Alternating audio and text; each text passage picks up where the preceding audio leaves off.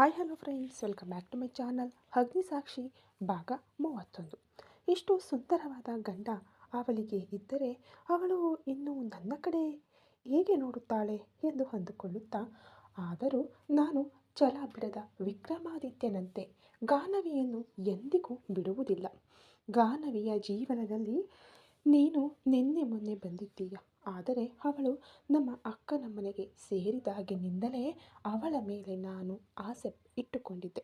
ಈ ವಿಷಯದಲ್ಲಿ ನಿನಗಿಂತ ನಾನೇ ಸೀನಿಯರ್ ಎಂದು ಕೋಪದಿಂದ ಅಂದುಕೊಳ್ಳುತ್ತಾನೆ ಅಜಯ್. ಆದಿ ಕೋಪಗೊಂಡಿದ್ದರಿಂದ ಒಳಗೆ ಹೋದ ಗಾನವಿಗೆ ಕಲ್ಪ ಆ ಕಡೆ ಈ ಕಡೆ ಟೆನ್ಷನ್ನಿಂದ ತಿರುಗುತ್ತಾ ಗಾನವಿಯನ್ನು ಹುಡುಕುತ್ತಿರುವುದು ಕಾಣಿಸುತ್ತದೆ. ಗಾನವಿ ಕಾಣಿಸದೆ ಮಾಲ್ ಹಿಡಿ ಹುಡುಕುತ್ತಿದ್ದ ಕಲ್ಪಾಗೆ ಆಗಲೇ ಗಾನವಿ ಒಳಗೆ ಬರುತ್ತಿರುವುದು ಕಂಡ ತಕ್ಷಣ ಜೀವ ಮರಳಿ ಬಂದಂತಾಗಿ ಒಮ್ಮೆಲೆ ಗಾನವಿಯ ಎದುರಿಗೆ ಹೋಗಿ, ಏನಾಗಿದ್ದೆ ಅತ್ತಿಗೆ, ನೀವು ಕಾಣಿಸದೆ ನಾನು ಎಷ್ಟು ಟೆನ್ಷನ್ ಆಗಿದ್ದೆ ಗೊತ್ತಾ? ಅಸಲಿಗೆ ನಿಮಗೆ ಇಲ್ಲಿ ಯಾರೂ ಗೊತ್ತಿಲ್ಲ, ಹೈದರಾಬಾದ್ ದಾರಿಗಳು ಗೊತ್ತಿಲ್ಲ, ಹಾಗೆ ಹೀಗೆ ಒಬ್ಬಳೇ ಹೋಗಿಬಿಟ್ಟಿರಿ ಅತ್ತಿಗೆ. ನಾನು ಬರುವವರೆಗೂ ನಿಮ್ಮನ್ನು ಇಲ್ಲೇ ಇರಿ ಎಂದು ಹೇಳಿದ್ದೆ ಅಲ್ವಾ ಎಂದು ಹೇಳುತ್ತಾ ನಿಲ್ಲಿಸದೆ ಮಾತನಾಡುತ್ತಿದ್ದರೆ ಕಲ್ಪಾಳ ಎರಡು ಭುಜಗಳನ್ನು ಹಿಡಿದುಕೊಂಡು, ಕಲ್ಪ ಕಲ್ಪ ನಿಲ್ಲು ಒಂದು ಕ್ಷಣ, ನಾನು ಹೇಳುವುದನ್ನು ಕೇಳು ಎಂದು ಬಾಯಾರಿಕೆ ಆಗಿದ್ದರಿಂದ ನೀರು ಕುಡಿಯಲು ಹೊರಗೆ ಹೋಗಿದ್ದೆ. ನಾನು ಎಲ್ಲಿಗೂ ಹೋಗಿಲ್ಲ, ನೀನು ಅಷ್ಟು ಗಾಬರಿ ಆಗಬೇಡ ಎಂದು ಹೇಳುತ್ತಾಳೆ ನಿಧಾನವಾಗಿ.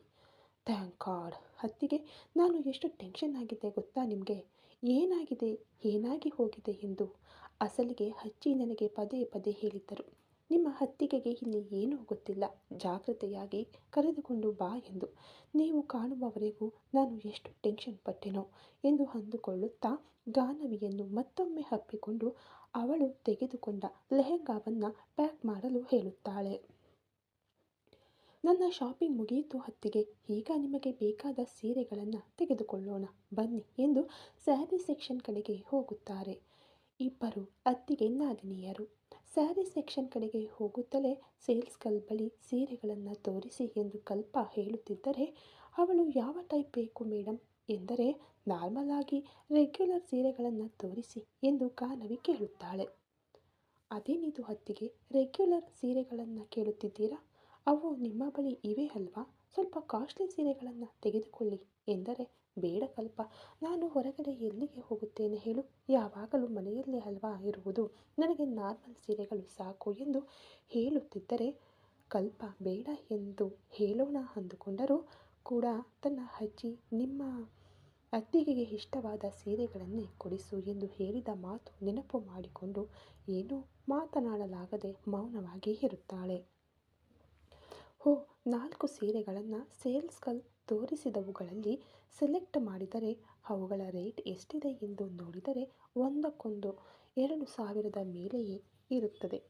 ಏನು, ಒಂದಕ್ಕೊಂದಕ್ಕೆ 2,000ನಾ ಎಂದು ಆಶ್ಚರ್ಯಪಟ್ಟು, ಈಗ ಏನು ಮಾಡುವುದು ಎಂದು ಆಲೋಚಿಸುತ್ತಾ, ತನ್ನ ಬಳಿ ಇರುವ ಹಣದಿಂದ ತನಗೆ ಕನಿಷ್ಠ 2 ಸೀರೆಗಳು ಕೂಡ ಬರುವುದಿಲ್ಲ ಎಂದು ಆಲೋಚಿಸಿದ ಗಾನವಿ ಕೇವಲ ತನ್ನ ಬಜೆಟ್ನಲ್ಲಿ ಬರುವ 2 ಸೀರೆಗಳನ್ನು ಮಾತ್ರ ಸೆಲೆಕ್ಟ್ ಮಾಡಿಕೊಳ್ಳುತ್ತಾಳೆ.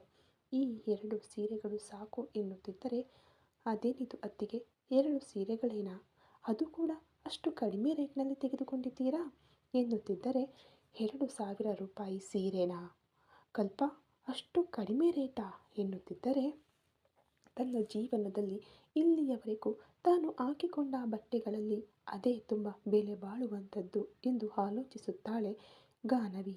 ಆದರೆ ಗಾನವಿಗೆ ಏನು ಗೊತ್ತು, ತನ್ನ ಹಿಂದೆಯೇ ಆದಿ ನಿಂತುಕೊಂಡಿದ್ದಾನೆ ಎಂದು. ಕಲ್ಪ ಸೈಲೆಂಟಾಗಿ ಹಿಂದೆ ಅಣ್ಣ ಇದ್ದಾರೆ ಎಂದು ಸನ್ನೆ ಮಾಡುತ್ತಿದ್ದರೆ ಗಾನವಿಗೆ ಏನೂ ಅರ್ಥವಾಗದೆ, ಏನು ಕಲ್ಪ, ನೀನು ಏನು ಹೇಳುತ್ತಿದ್ದೀಯೋ ನನಗೆ ಅರ್ಥವಾಗುತ್ತಿಲ್ಲ ಎನ್ನುತ್ತಿದ್ದರೆ, ಆಗಲೇ ಆದಿ ಇನ್ನೂ ಸ್ವಲ್ಪ ಮುಂದಕ್ಕೆ ಬರುವಷ್ಟರಲ್ಲಿ ತನ್ನ ಕುತ್ತಿಗೆಗೆ ತಗಲುತ್ತಿರುವ ಆದಿಯ ಬೆಚ್ಚನೆಯ ಉಸಿರಿಗೆ ಬಿಗಿದುಕೊಂಡು ಹೋಗುತ್ತಾಳೆ ಗಾನವಿ. ಗಾನವಿಯ ಕೈಯಲ್ಲಿ ಇದ್ದ 2 ಸೀರೆಗಳನ್ನು ತೆಗೆದು ಪಕ್ಕಕ್ಕೆ ಹಾಕಿ ಆ ಸೇಲ್ಸ್ ಗರ್ಲ್ ತಕ್ಷಣ ಅವಳ ಮುಂದೆ ತಂದ ಸೀರೆಗಳನ್ನೆಲ್ಲ ಪಕ್ಕಕ್ಕೆ ತಳ್ಳಿ ಆದಿ ಹೇಳಿದವುಗಳನ್ನು ತೆಗೆದುಕೊಂಡು ಬಂದು ತೋರಿಸುತ್ತಿದ್ದರೆ ಕಲ್ಪ ಕಣ್ಣುಗಳು ಆನಂದದಿಂದ ಹೊಳೆಯುತ್ತವೆ. ಒಂದನ್ನು ಮೀರಿಸಿ ಮತ್ತೊಂದು ಡಿಸೈನರ್ ಸೀರೆಗಳನ್ನು ತಂದು ಗಾನವಿಯ ಮುಂದೆ ಹರಡುತ್ತಿದ್ದರೆ ಗಾನವಿ ಅವುಗಳನ್ನು ನೋಡುತ್ತಾ ಆದಿಯನ್ನು ಗಮನಿಸುತ್ತಾಳೆ. ಆದಿ ಇನ್ನೂ ಆದಿ ಇನ್ನೂ ಏನೇನೋ ಕೇಳುತ್ತಿದ್ದರೆ ಸೇಲ್ಸ್ ಗರ್ಲ್ಸ್ ಆದಿ ಹೇಳಿದ್ದನ್ನು ತರುತ್ತಿರುತ್ತಾರೆ. ಅಲ್ಲಿರುವವೆಲ್ಲ ಒಂದನ್ನು ಮೀರಿಸಿ ಮತ್ತೊಂದು ಇದ್ದರೆ ಅವುಗಳಲ್ಲಿ ಒಂದು ಡಜನ್ ಸೀರೆಗಳನ್ನು ಸೆಲೆಕ್ಟ್ ಮಾಡಿ ಇವುಗಳನ್ನು ಪ್ಯಾಕ್ ಮಾಡಿ ಎಂದು ಹೇಳುತ್ತಾನೆ ಆದಿ. ತನ್ನೊಂದಿಗೆ ಒಂದು ಮಾತನ್ನು ಕೂಡ ಮಾತನಾಡದೆ ತನಗಾಗಿ ಸೀರೆಗಳನ್ನು ಸೆಲೆಕ್ಟ್ ಮಾಡುತ್ತಿರುವ ಆದಿಯನ್ನು ನೋಡಿ ಗಾನವಿಯ ಮನಸ್ಸಿನಲ್ಲಿ ಸಂತೋಷ ಉಕ್ಕಿ ಬರುತ್ತಿದ್ದರೆ ಆರಾಧನೆಯಿಂದ ಆದಿಯ ಕಡೆಗೆ ನೋಡುತ್ತಾ ಇರುತ್ತಾಳೆ ಗಾನವಿ. ಕಲ್ಪ ಗಾನವಿ ಆದಿಯ ಕಡೆ ಪ್ರೇಮದಿಂದ ನೋಡುವುದನ್ನು ನೋಡಿ ನಮ್ಮ ಅತ್ತಿಗೆಗೆ ನಿಜವಾಗಲೂ ಅಣ್ಣ ಅಂದರೆ ಎಷ್ಟು ಪ್ರೀತಿ ಅಂದುಕೊಳ್ಳುತ್ತಿದ್ದರೆ ಯಾವತ್ತೂ ಮನೆಯಲ್ಲಿ ಅಜ್ಜಿಗೆ ಆಗಲಿ ತನ್ನ ತಾಯಿಗೆ ಆಗಲಿ ಸೀರೆಗಳನ್ನು ತಂದಿಲ್ಲ. ತಂಗಿಯಾದ ನನಗೂ ಇಲ್ಲಿಯವರೆಗೂ ಒಂದು ಡ್ರೆಸ್ ಕೂಡ ತರದ ಆದಿ ಈಗ ಗಾನವಿಗೆ ಟಕ ಟಕ ಅಂತ ಸೀರೆಗಳನ್ನು ಸೆಲೆಕ್ಟ್ ಮಾಡುತ್ತಿದ್ದರೆ ಆದಿ ಸೆಲೆಕ್ಷನ್ ನೋಡಿ ಕಲ್ಪ ಆಶ್ಚರ್ಯದಿಂದ ಬಾಯಿ ತೆರೆಯುತ್ತಾಳೆ. ಏನಿದು, ಅಣ್ಣನಿಗೆ ಇಷ್ಟು ಚೆನ್ನಾಗಿ ಸೀರೆಗಳ ಸೆಲೆಕ್ಷನ್ ಮಾಡುವುದು ತಿಳಿದಿದೆಯಾ ಎಂದು ಅಂದುಕೊಳ್ಳುತ್ತಾಳೆ. ಗಾನವಿ ಮಾತ್ರ ಅಕ್ಕಪಕ್ಕದಲ್ಲಿ ಏನು ನಡೆಯುತ್ತಿದೆ ಎನ್ನುವುದನ್ನು ಕೂಡ ಗಣನೆಗೆ ತೆಗೆದುಕೊಳ್ಳದೆ ಆದಿಯ ಕಡೆಯೇ ನೋಡುತ್ತಾ ಇರುತ್ತಾಳೆ. ಗಾನವಿಯ ನೋಟಗಳು ಆದಿಗೆ ತಿಳಿಯುತ್ತಿದ್ದರೂ ಏನೂ ಅರಿಯದವನಂತೆಯೇ ಇರುತ್ತಾನೆ ಅವನು. ಎಲ್ಲವನ್ನ ತೆಗೆದುಕೊಂಡ ನಂತರ ಕೊನೆಯಲ್ಲಿ ಒಂದು ರೇಷ್ಮೆ ಸೀರೆ ಆದಿಗೆ ಇಷ್ಟವಾಗಿದ್ದರಿಂದ ಅದು ಯಾರಿಗೂ ಕಾಣದಂತೆ ಪ್ಯಾಕ್ ಮಾಡಲು ಹೇಳುತ್ತಾನೆ ಆದಿ. ನಂತರ ಕಲ್ಪಾಳನ್ನು ನೋಡಿ ನಿನ್ನ ಶಾಪಿಂಗ್ ಮುಗೀತಾ ಎಂದು ಕೇಳಿದರೆ ಹಾಂ ಅಣ್ಣಯ್ಯ, ಆದರೆ ಕೆಲವು ಡ್ರೆಸ್ಗಳನ್ನು ತೆಗೆದುಕೊಳ್ಳಬೇಕು ಎಂದು ಹೇಳಿದರೆ ಸರಿ ನೋಡು ಎಂದು ಆದಿ ಪಕ್ಕಕ್ಕೆ ಹೋಗಿ ಬಿಡುತ್ತಾನೆ. ಕಲ್ಪ ಗಾನವಿಯನ್ನು ಕರೆದುಕೊಂಡು ಡ್ರೆಸ್ಸಸ್ ಸೆಕ್ಷನ್ ಕಡೆಗೆ ಹೋಗಲಾಗಿ ಅಲ್ಲಿರುವ ಡ್ರೆಸ್ಗಳನ್ನು ನೋಡುತ್ತಾ ಕೆಲವು ಡ್ರೆಸ್ಗಳನ್ನು ಸೆಲೆಕ್ಟ್ ಮಾಡಿಕೊಳ್ಳುತ್ತಾಳೆ ಕಲ್ಪ. ಗಾನವಿ ಕೂಡ ಆ ಡ್ರೆಸ್ಗಳ ಕಡೆ ನೋಡುತ್ತಿದ್ದರೆ ಅವಳನ್ನು ನೋಡಿ ಅತ್ತಿಗೆ ನೀವು ಕೂಡ ಕೆಲವು ಡ್ರೆಸ್ಗಳನ್ನು ತೆಗೆದುಕೊಳ್ಳಬಹುದು ಅಲ್ವಾ ಎಂದು ಕೇಳುತ್ತಾಳೆ. ನನಗೆ ಬೇಡ ಕಲ್ಪ ಎಂದು ಗಾನವಿ ಹೇಳುತ್ತಿದ್ದರೆ ನೀವು ಕೂಡ ಇನ್ನೂ ಚಿಕ್ಕವರೇ ಅಲ್ವಾ ಅತ್ತಿಗೆ, ಆಗಾಗ ಡ್ರೆಸ್ಗಳನ್ನು ಹಾಕಿಕೊಳ್ಳಬಹುದು ಅಲ್ವಾ ಎಂದು ಆಸೆಯಿಂದ ಕೇಳುತ್ತಿದ್ದರೆ ಗಾನವಿ ನಯವಾಗಿಯೇ ತಿರಸ್ಕರಿಸುತ್ತಾಳೆ ಕಲ್ಪಾಳನ್ನು. ಆದರೆ ಕಲ್ಪಾಗೆ ಮಾತ್ರ ಅಲ್ಲಿರುವ ಕೆಲವು ಡ್ರೆಸ್ಸುಗಳು ಗಾನವಿಗೆ ಸರಿಯಾಗಿ ಫಿಟ್ ಆಗುತ್ತವೆ ಎಂದು ಕಲರ್ ಕಾಂಬಿನೇಷನ್ ಕೂಡ ಚೆನ್ನಾಗಿವೆ ಎಂದು ಆಸೆಯಿಂದ ಗಾನವಿ ತೆಗೆದುಕೊಳ್ಳಲಿ ಎಂದು ಎದುರು ನೋಡುತ್ತಾಳೆ. ಆದರೆ ಗಾನವಿ ಎಷ್ಟಕ್ಕೂ ಒಪ್ಪುವುದಿಲ್ಲ. ಗಾನವಿ ಒಪ್ಪದ ಕಾರಣ ಈಗ ತನ್ನ ಡ್ರೆಸ್ಗಳನ್ನು ತೆಗೆದುಕೊಂಡು ಬಿಲ್ಲಿಂಗ್ ಸೆಕ್ಷನ್ ಕಡೆಗೆ ಹೋಗುತ್ತಾಳೆ. ಇವರು ಬಿಲ್ಲಿಂಗ್ ಸೆಕ್ಷನ್ಗೆ ಬರುವಷ್ಟರಲ್ಲಿ ಆದಿ ಕೈಯಲ್ಲಿ ಕೆಲವು ಡ್ರೆಸ್ಗಳು ಇರುತ್ತವೆ. ಅವು ಏನು ಎಂದು ನೋಡಿದ ಗಾನವಿಯೊಂದಿಗೆ ನಿನಗೆ ಈ ಡ್ರೆಸ್ಗಳು ಒಂದು ಸಾರಿ ಹೋಗಿ ಟ್ರೈ ಮಾಡಿ ಬಾ ಎಂದು ಗಂಭೀರವಾಗಿ ಹೇಳುತ್ತಾನೆ ಆದಿ. ಗಾನವಿ ಆಶ್ಚರ್ಯವಾಗಿ ಆದಿ ಕಡೆ ನೋಡುತ್ತಿದ್ದರೆ ಹೇಳುತ್ತಿರುವುದು ನಿನಗೆ ಕೇಳಿಸುತ್ತಿಲ್ಲವಾ, ಹೋಗಿ ಒಂದು ಸಾರಿ ಹಾಕಿಕೊಂಡು ನೋಡು ಎಂದು ಹೇಳುತ್ತಾನೆ. ಆದಿ ಒಂದು ಸಾರಿ ಹೇಳಿದ ನಂತರ ಇನ್ನೂ ಅವನ ಮಾತಿಗೆ ಎದುರಾಡುವುದಿಲ್ಲ ಎಂದು ಅಂದುಕೊಂಡು ಕಲ್ಪಾಳನ್ನು ಕರೆದುಕೊಂಡು ಟ್ರಯಲ್ ರೂಮ್ ಕಡೆಗೆ ಹೋಗುತ್ತಾಳೆ ಗಾನವಿ. ಅಲ್ಲಿಯವರೆಗೂ ಕಲ್ಪ ಎಷ್ಟೇ ಹೇಳಿದರೂ ಡ್ರೆಸ್ಗಳು ತೆಗೆದುಕೊಳ್ಳಲು ಒಪ್ಪದ ಗಾನವಿ ಆದಿ ಹೇಳಿದ ತಕ್ಷಣ ಸೈಲೆಂಟ್ ಆಗಿ ನೋಡುತ್ತಿದ್ದರೆ ಗಾನವಿಯ ಪರಿಸ್ಥಿತಿಗೆ ನಗುತ್ತಾಳೆ ಕಲ್ಪ. ಅಸಲಿಗೆ ಇವರೇನು ನನಗೆ ಹೇಳದೆಯೇ ಡ್ರೆಸ್ಗಳನ್ನು ತೆಗೆದುಕೊಂಡಿದ್ದಾರೆ, ನಾನು ಇಂತಹವುಗಳನ್ನು ಹಾಕಿಕೊಳ್ಳುವುದಿಲ್ಲ ಅಲ್ವಾ ಎಂದು ಅಂದುಕೊಳ್ಳುತ್ತಾ ಇರಬೇಕಾದ್ರೆ ಅಷ್ಟರಲ್ಲಿ ಕಲ್ಪ ಗಾನವಿಯನ್ನು ಅತ್ತಿಗೆ ಎಂದು ಕರೆಯುತ್ತಿದ್ದರೆ ಇದೇ ಟ್ರಯಲ್ ರೂಮ್ ಅತ್ತಿಗೆ, ಒಂದೊಂದೇ ಹಾಕಿಕೊಂಡು ನೋಡಿ ಎಂದು ಹೇಳಿದರೆ ಸರಿ ಎಂದು ಒಳಗೆ ಹೋಗುತ್ತಾಳೆ ಗಾನವಿ. ಒಂದೊಂದೇ ಡ್ರೆಸ್ ಹಾಕಿಕೊಂಡು ಕನ್ನಡಿಯಲ್ಲಿ ನೋಡಿಕೊಳ್ಳುತ್ತಿರುವ ಗಾನವಿಗೆ ಆದಿ ಸೆಲೆಕ್ಷನ್ ಎಷ್ಟು ಚೆನ್ನಾಗಿದೆ ಎಂದು ಅವುಗಳನ್ನು ಹಾಕಿಕೊಂಡ ಅವಳಿಗೆ ಅರ್ಥವಾಗುತ್ತದೆ. ಆ ಡ್ರೆಸ್ಗಳಲ್ಲಿ ತನ್ನ ರೂಪ ತನಗೆ ಹೊಸದಾಗಿ ಕಾಣುತ್ತಿದ್ದರೆ ಆಶ್ಚರ್ಯವಾಗಿ ತನ್ನನ್ನು ತಾನು ಎದುರುಗಡೆ ಇರುವ ಕನ್ನಡಿಯಲ್ಲಿ ನೋಡಿಕೊಳ್ಳುತ್ತಾಳೆ Ganavi.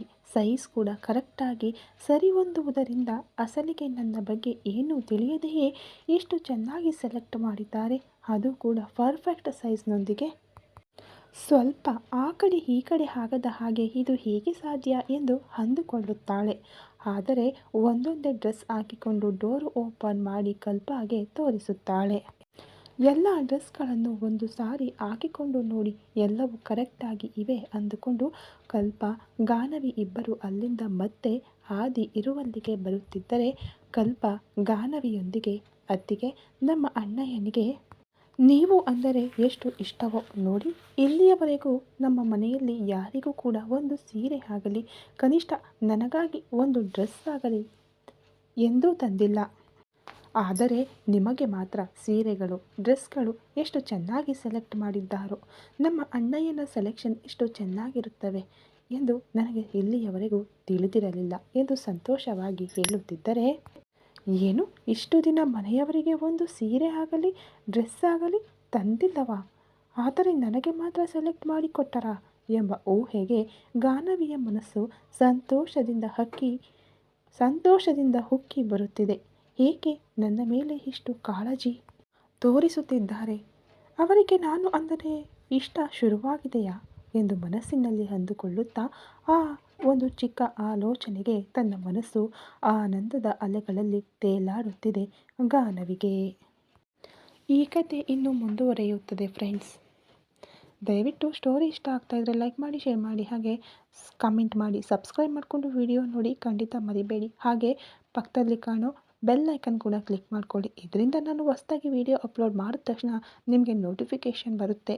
Thank you so much.